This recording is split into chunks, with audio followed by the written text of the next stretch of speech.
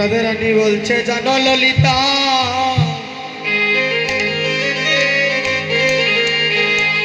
আমার প্রাণ বধূ আর সাথে প্রীতি করিয়া আজ আমার ঘরেও জ্বালা বাইরেও জ্বালা।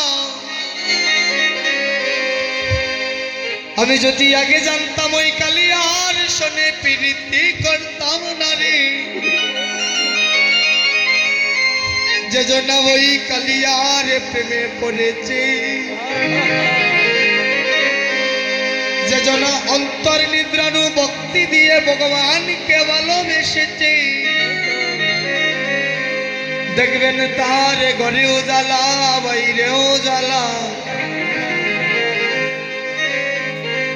যে জন গোবিন্দকে ভালোবাসে, এই জগৎ সংসারে দেখবে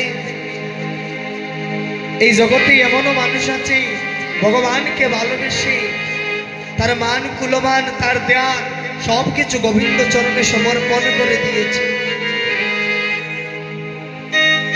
যদি হঠাৎ তার কোনো অঘটন হয়ে যায় তৎক্ষণাৎ সময়ে বলে দেয়, ও ভগবান তোমায় আমি এত ডাকি, তোমায় আমি নয়নের জল দিয়ে এত ডাকি, তুমি কি না আমার বিপদটা ডেকে আনলে।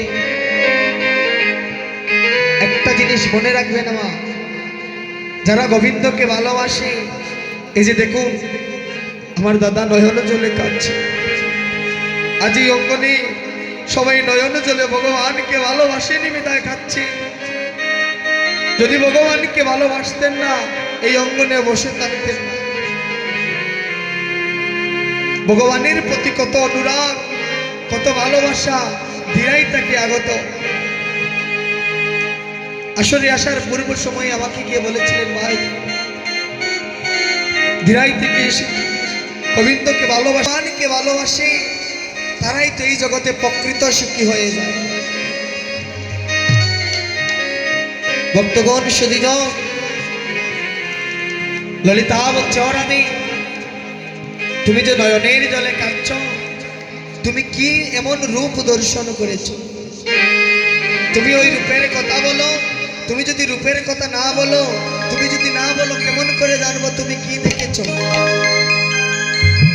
তাই রাধারানী গোবিন্দের কাছে খুলে ললিতার কাছে খুলে বলছে আমি কি দেখেছি। ভক্তগণ একটা নিমন্ত্রণ পত্র আপনাদের কাছে।